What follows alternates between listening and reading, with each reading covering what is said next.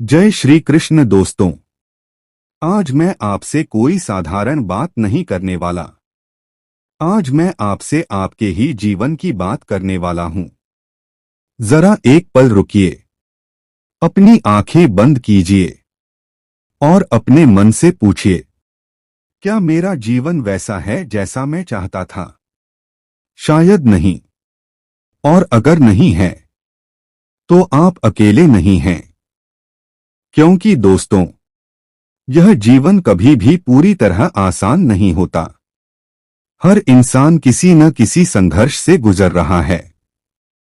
कोई अपने करियर को लेकर रातों को सो नहीं पाता। कोई रिश्तों में टूट चुका है लेकिन मुस्कुरा रहा है। कोई पैसों के अभाव में खुद को छोटा महसूस करता है, तो कोई सब कुछ होते हुए भी अंदर से खाली है। हर चेहरे के पीछे एक अनकही लड़ाई चल रही है। और ऐसे ही क्षणों में, जब लगता है कि अब सब खत्म हो गया, जब रास्ते धुंधले हो जाते हैं, जब मन हार मानने लगता है, तभी कहीं भीतर से एक शांत लेकिन शक्तिशाली आवाज आती है, डरो मत, बस अपना कर्तव्य निभाओ। दोस्तों, यह कोई साधारण आवाज नहीं है। यह आवाज है भगवान श्री कृष्ण की। और यही आवाज श्रीमद् भगवद गीता की आत्मा है। गीता कोई सिर्फ धार्मिक ग्रंथ नहीं है।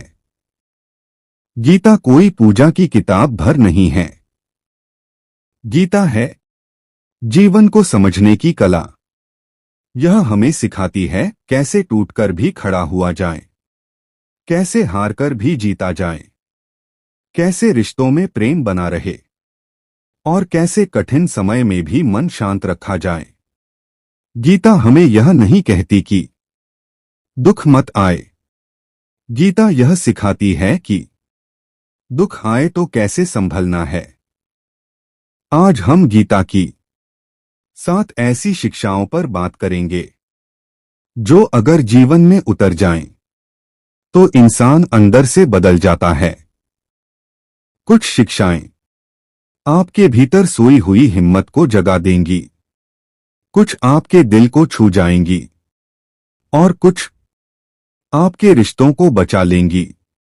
तो दोस्तों, तैयार हो जाइए इस ज्ञान यात्रा के लिए, जहां हर शब्द सिर्फ कानों से नहीं, सीधे हृदय तक जाएगा।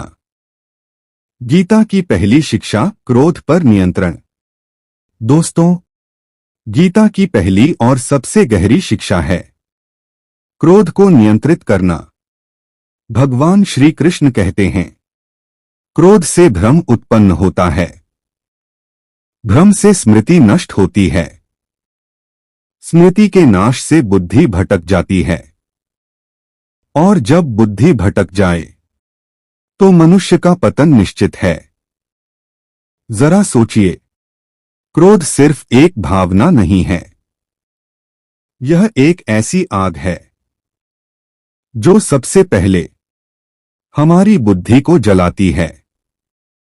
क्रोध हमें वह कहने पर मजबूर कर देता है जो नहीं कहना चाहिए, और वह करने पर मजबूर कर देता है जिसका पछतावा जीवन भर रहता है। महाभारत में दुर्योधन इसका सबसे बड़ा उदाहरण है।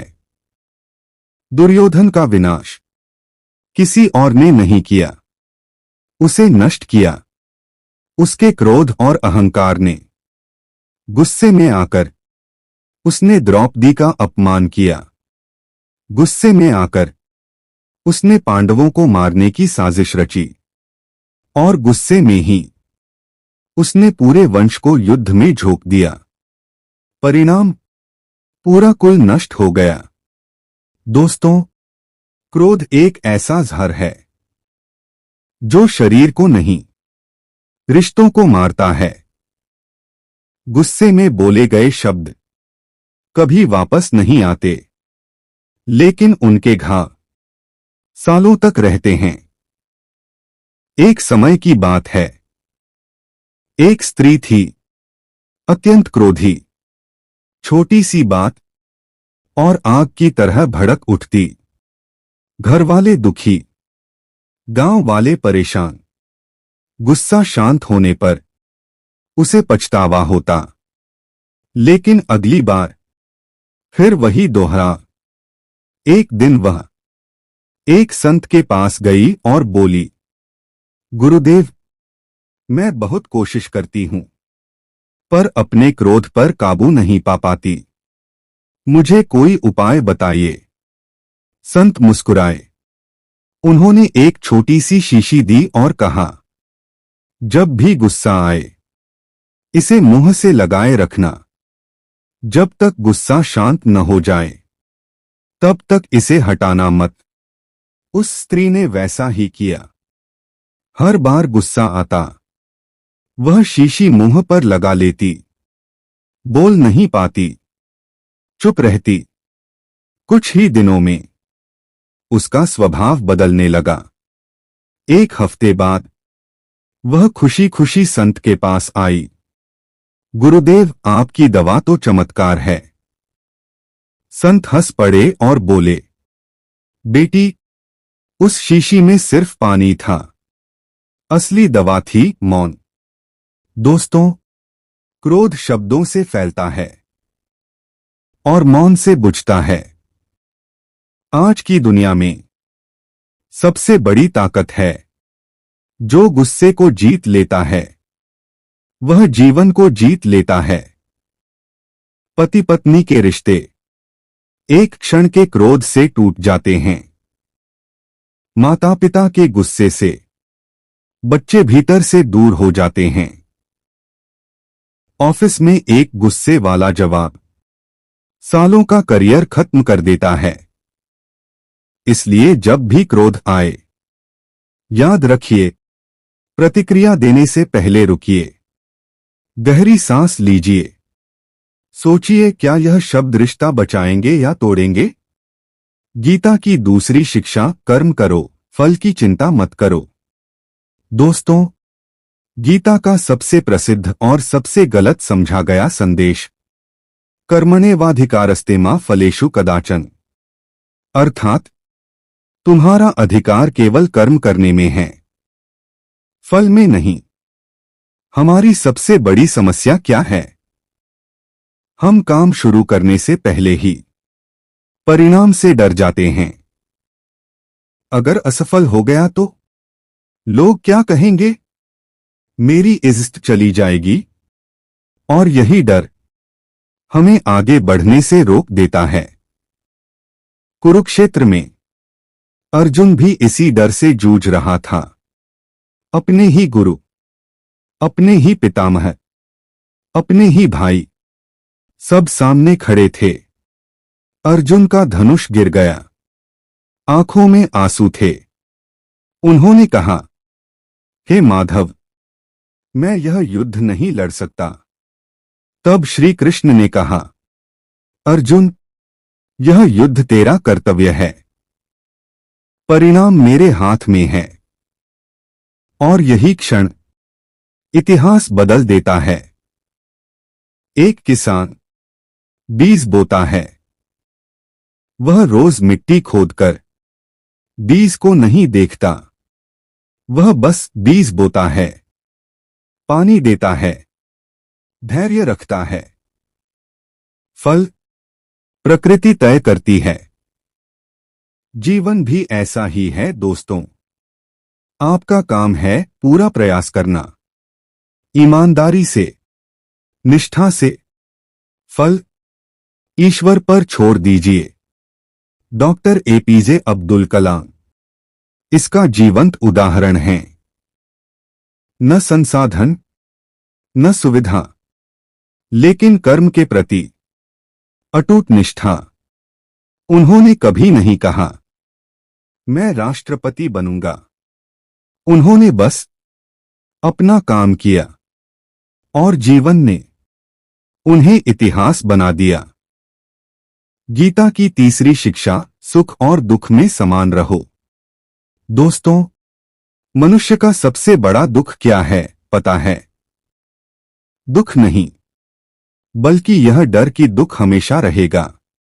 और मनुष्य की सबसे बड़ी भूल क्या है?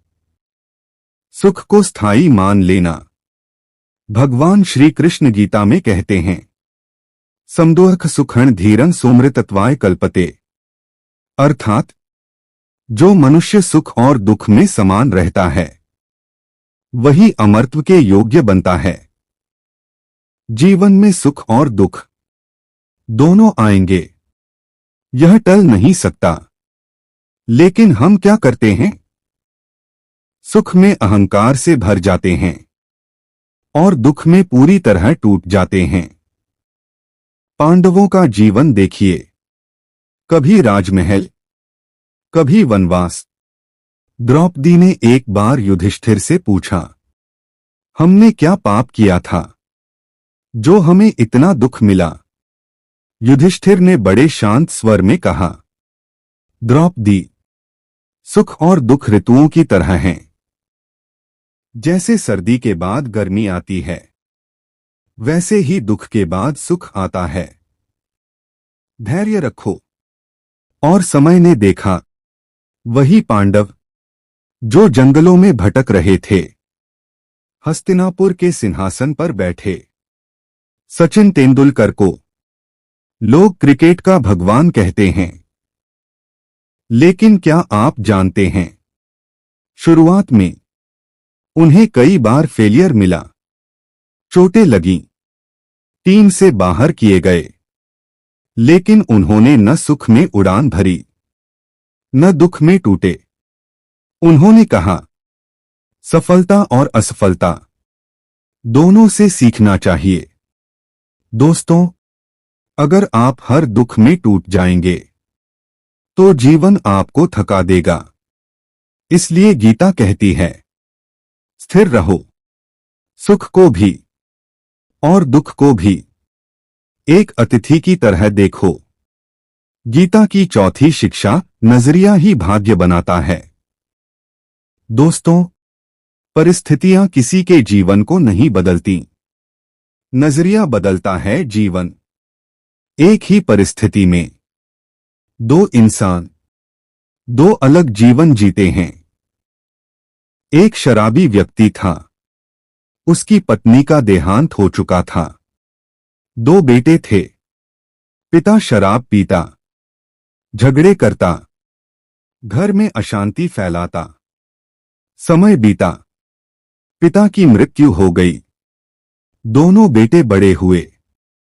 बड़ा बेटा शराबी बन गया, छोटा बेटा पढ़ लिख कर समाज में सम्मानित व्यक्ति बना। लोगों ने बड़े बेटे से पूछा, तुम ऐसे क्यों बन गए? उसने कहा, मेरे पिता ऐसे थे, मैंने वही सीखा। लोग छोटे बेटे के पास गए, तुम इतने अच्छे कैसे बने? उसने कहा, मेरे पिता ऐसे थे, इसलिए मैंने ठान लिया कि मुझे ऐसा नहीं बनना। दोनों ने एक ही कारण बताया, लेकिन नजरिया अलग था। दोस्तों, आप जो देखते हैं वह उतना महत्वपूर्ण नहीं जितना यह कि आप कैसे देखते हैं। एक ही ऑफिस, एक ही बॉस, एक ही दबाव। एक कर्मचारी कहता है, मैं बर्बाद हो गया। दूसरा कहता है, यह मौका है खुद को बेहतर बनाने का। पहला बीमार हो जाता है, दूसरा प्रमोशन पाता है। फर्क नजरिया। रिश्तों में भी यही नियम है। अगर पति पत्नी सिर्फ कमियां देखेंगे तो रिश्ता टूटेगा। अगर अच्छाइयां देखेंगे तो रिश्ता मजबूत होगा। गीता की 5वीं शिक्षा, अंधा विश्वास नहीं, विवेकयुक्त विश्वास।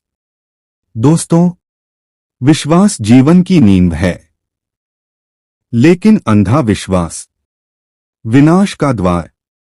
महाभारत का युद्ध सिर्फ सत्ता की लड़ाई नहीं था, यह विवेक की हार थी।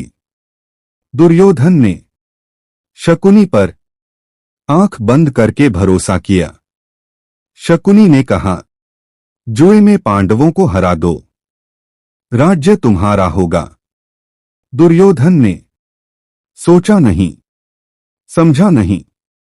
नतीजा, द्रौपदी का अपमान, कौरवों का विनाश। आज भी लोग यही गलती करते हैं। बिजनेस में, दोस्ती में, रिश्तों में गीता कहती है, भरोसा करो लेकिन आंखें खुली रखकर। गीता की छठी शिक्षा, मन को वश में करो। भगवान श्री कृष्ण कहते हैं, मन ही मित्र है, मन ही शत्रु। अगर मन आपके नियंत्रण में है तो कोई आपको हरा नहीं सकता। अगर मन डर, गुस्सा और चिंता से भरा है तो जीत असंभव है। कुरुक्षेत्र में अर्जुन का मन पूरी तरह टूट चुका था। हाथ कांप रहे थे, आंखें भर आई थीं। श्री कृष्ण ने कहा, अर्जुन, यह युद्ध बाहर नहीं, तेरे भीतर चल रहा है। हम में से कई लोग असल में परेशान नहीं होते। हम परेशानी की कहानियां बनाते हैं। मन हर बात पर काम करता है। गीता कहती है, मन को समझो, उसे शांत करना सीखो। MS धोनी क्यों कहलाते हैं कैप्टन कूल? क्योंकि उन्होंने अपने मन को खेल से बड़ा नहीं बनने दिया। उन्होंने कहा, अगर आप अपने दिमाग को कंट्रोल नहीं करेंगे तो गेम आपको कंट्रोल करेगा। दोस्तों, जो अपने मन को जीत लेता है वही असली विजेता है। गीता की 7वीं शिक्षा, स्वयं का निर्माण। दोस्तों, आज हम क्या करते हैं? नया फोन, नई कार, नया घर, सब कुछ अपग्रेड। लेकिन गुस्सा वही पुराना, सोच वही नकारात्मक। गीता कहती है, खुद का निर्माण करो। स्वनिर्माण का अर्थ है मानसिक विकास, भावनात्मक संतुलन, आध्यात्मिक जागरूकता, शारीरिक अनुशासन। जब आप खुद बेहतर बनते हैं तो आपके रिश्ते, आपका करियर, आपका जीवन सब बदल जाता है। दोस्तों, गीता कोई किताब नहीं, एक जीवित गुरु है। अगर आपने इन 7 शिक्षाओं में से एक भी जीवन में उतार ली तो समझ लीजिए आपका जीवन बदलना शुरू हो गया। अगर यह वीडियो आपके दिल को छू गया हो तो इसे लाइक कीजिए, चैनल को सब्सक्राइब कीजिए और इसे उन लोगों तक पहुंचाइए जो आज टूटे हुए हैं। कमेंट में जय श्री कृष्ण जरूर लिखिए। भगवान श्री कृष्ण आपके जीवन में शांति, शक्ति और विवेक प्रदान करें। जय श्री कृष्ण। राधे राधे।